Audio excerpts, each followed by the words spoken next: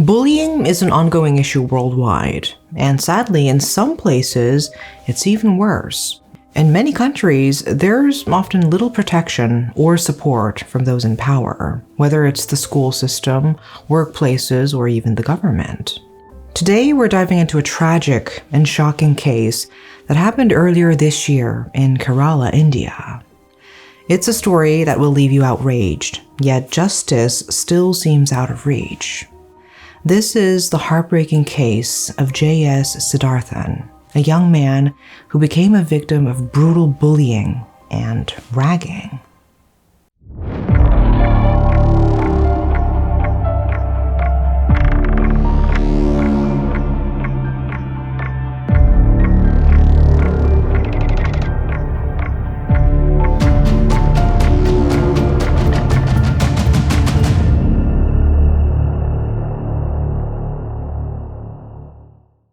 A college boy named Siddharthan was found dead in the hostel bathroom on February 18, 2024. And initially, people thought he had taken his own life. But when the police looked closer, they saw injuries that didn't quite make sense for a simple self-inflicted death. That's when things started to feel off, and his family was informed. Siddharthan's father wasn't convinced by the story that was being told that his son ended himself. He believed that his son had been murdered from a brutal harassment. Siddharthan's body was brought home on February 20th, 2 days after his death, and the postmortem and funeral were conducted on the same day. But it was only after the postmortem report came out that the horrific extent of this young man's ordeal was revealed.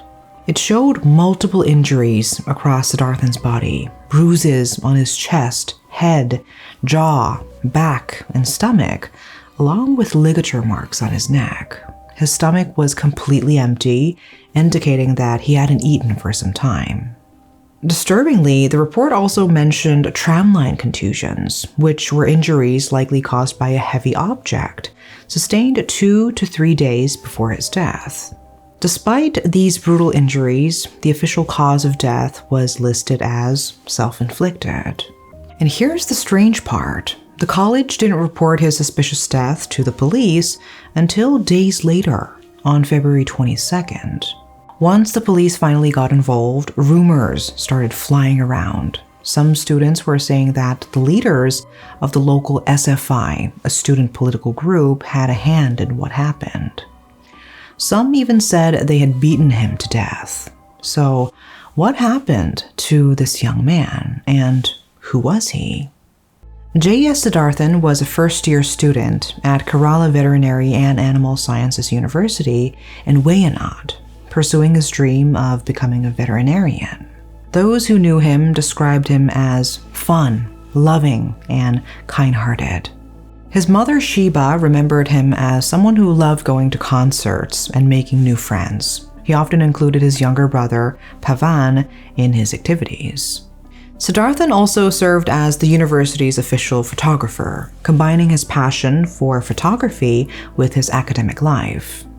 He was especially excited about an upcoming trip to Dubai after his brother Pavan's exams. Even while away in Wayanad, Siddharthan stayed in close contact with his family, sharing stories about his college life and keeping them updated. But on February 18th this year, his promising future was stolen from him. The events leading up to his death remain unclear, but here's what we know.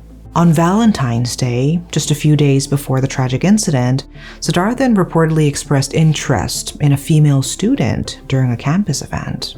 Some say he simply danced with her, as well as with other girls. However, rumors spread, and jealousy seemed to take root among some of the male students. There are conflicting reports. While some suggest Siddharthan may have acted inappropriately, many others claim he did nothing more than dance. Unfortunately, none of the female students involved have come forward to clarify what really happened. Whatever sparked the hostility, the tension escalated among the male students. What started as jealousy turned into something far more sinister. Though the full truth remains unclear, especially since the suspects haven't been fully forthcoming, It's evident that Siddharthan was targeted. What followed was a brutal assault that cost him his life. Despite the hazy details, one thing is certain: a young man with dreams and ambitions was senselessly taken from this world. And as of now, justice still feels distant for Siddharthan and his grieving family. The day after the Valentine's Day event, Siddharthan called his mother, Shiba, telling her he wanted to come home because of the semester break and the temple festivals happening in his hometown. Like any caring son, he kept her updated throughout the day, mentioning little things like how there was traffic on the mountain road and calculating that he'd be home by the evening. But evening came, and Siddharthan never showed up. Concerned, Shiba tried calling him again, but her calls went unanswered. She and the family began to worry. What could have happened to him so suddenly? In reality, by 4 a.m. the next morning, Siddharthan had returned to his hostel after being called back by his classmate to settle the issue. His mother kept calling, but when she finally got through, Siddharthan assured her everything was fine. He would call back, he said. But behind the scenes, things were far from fine. The accused students had planned to interrogate and assault him, pressuring Siddharthan to confess to the alleged misbehavior. According to reports, some students took Siddharthan to a small hill near the men's hostel and started beating him up. After that, they dragged him back to the hostel where the assault continued. Over the next 2 days, Siddharthan was brutally tortured by his seniors and classmates. They began with a leather belt, but when it broke, they moved on to iron rods. The violence escalated as they used cable wires from a glue gun, along with their fists and feet. The cruelty didn't stop at physical abuse. They forced Siddharthan to strip down to his underwear and parade in front of others, subjecting him to public humiliation. His tormentors forced him into the courtyard to publicly apologize and even removed him from the college WhatsApp groups. What followed was nothing short of a mob trial. Siddharthan, partially naked and restrained with a rope, was beaten in front of about 50 people, most of them SFI supporters. The attackers knocked on hostel doors, urging others to come out and watch. The crowd swelled, and soon nearly all 139 hostel residents, including first-year students, were there, pushing him down and surrounding him. Whenever he tried to escape, they restrained him, trapping him in a nightmare that seemed never-ending. As the torture dragged on through February 18th, Siddharthan, unbelievably, found a brief moment to text his mother about returning home on the 24th. Little did his family know that they would never see him alive again. Their last conversation was around 12:30 p.m., right before lunch. Tragically, just an hour later, at 1:30 p.m., he took his own life. He was found hanging in the hostel's washroom. His family's worst fears were realized. At first, the police ruled his death as self-inflicted, dismissing it as a result of humiliation that supposedly drove him to do it. But his family wasn't buying it. They knew their son had no reason to end his life and had been in touch with them just hours before. After an autopsy revealed extensive bruises, contusions, and other injuries, it became clear that this wasn't a straightforward case of self-inflicted death. The public also began to question the police's conclusion, as Siddharthan's death seemed far more complex. Adding to the family's grief and frustration was the fear that the accused students might be protected by political connections. Shockingly, many of the individuals involved were allegedly associated with the SFI, a prominent group linked to the Communist Party of India. The news of Siddharthan's death rocked Kerala, sparking protests organized by student groups linked to Congress and BJP. These groups accused the police of protecting the suspects and called for action against the teachers who they believed had hidden the truth. BJP state president went so far as to describe the killing as a Taliban-style execution. Tensions escalated during the protest, leading to clashes where police used water cannons, injuring several activists. They demanded swift action against those involved. So in response to the mounting pressure, the state government decided to hand over the investigation to the Central Bureau of Investigation. Calcutta Deputy Superintendent of Police T.N. Sajeev took charge, aiming to address the public's concerns and conduct a more thorough investigation than the initial police inquiry.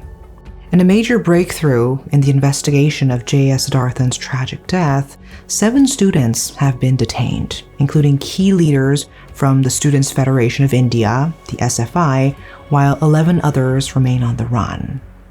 Speaking to the press, T.N. Sajeev revealed disturbing evidence that Siddharthan had been subjected to both a mob trial and brutal physical abuse. These conclusions were drawn from the testimony of 59 male students and 4 female students.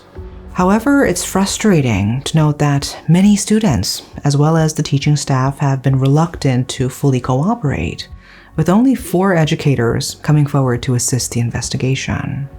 The investigation reached a significant milestone when the CBI presented its final report to the Chief Judicial Magistrate Court in Ernakulam. The report confirmed earlier findings from an anti-ragging task force, detailing the horrifying sequence of events that led to Siddharthan's death inside the hostel. Among them, at least 4 SFI members have been identified as direct participants in the assault. The evidence suggests these individuals coordinated the brutal attack on Siddharthan, resulting in the catastrophic injuries that eventually claimed his life. On March 2nd, the Anti-Ragging Committee at the College of Veterinary and Animal Sciences in Pukote took decisive action, suspending 31 students for their involvement. 19 students received 3-year suspensions, while 12 others were suspended for a year. These suspensions send a strong message that such despicable behavior will not be tolerated in educational institutions. In terms of legal action, the 19 accused are facing serious charges. These include criminal conspiracy, wrongful restraint, voluntarily causing hurt, and wrongful confinement under the Indian Penal Code. Despite the widespread public outcry demanding justice for J.S. Siddharthan, the Kerala High Court made a surprising decision on Friday, May 31st, granting bail to the 19 students accused in the case. Honorable Justice C.S. Diaz explained that after thoroughly reviewing the evidence, the court found a lack of substantial proof directly linking the accused to the instigation or abetment of Siddharthan's tragic death. This ruling has sparked mixed reactions, with some disappointed in what they perceive as leniency, while others see it as the court maintaining its commitment to justice and due process.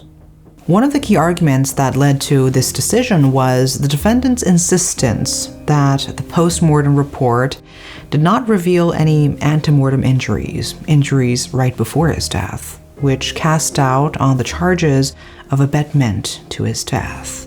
Additionally, the accused had already spent 90 days in custody, and their legal team stressed the importance of releasing them on bail as they awaited trial.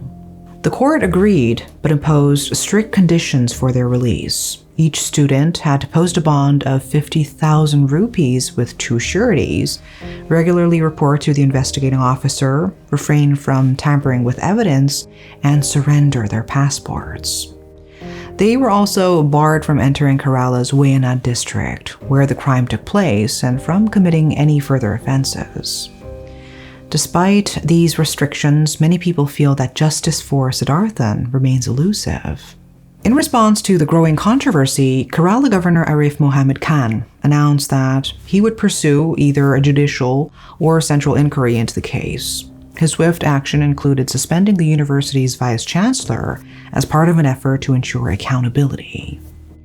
The Students' Federation of India, SFI, with which many of the accused were affiliated, issued a formal apology to Siddharthan's family. While they acknowledged their failure to guide their members appropriately, the public remains skeptical, and trust in the organization has been severely damaged. Meanwhile, Siddharthan's family continues their fight for justice. The road ahead is difficult, especially since many of the students and professors involved in the case are reluctant to provide full testimony. To make matters worse, the accused have cast doubt on Siddharthan's character, claiming he acted inappropriately towards a female student. We can only hope that the truth will eventually come to light, clearing his name and holding those responsible accountable. And that brings us to the end of today's case. The story of J.S. Siddharthan is far from over, and many are anxiously awaiting what will happen next. We'll be keeping a close eye on any new developments, and we hope that justice will finally be served. His family continues to grapple with the void left behind. His memory still fills their home, a painful reminder of happier days. Losing a loved one is never easy, and the loss of Siddharthan, so young, full of promise, and passionate about life, is a tragedy no family should have to endure. Our deepest condolences go out to Siddharthan's family. Our thoughts and prayers are with them during this incredibly difficult time. That is all for today. Thank you for watching.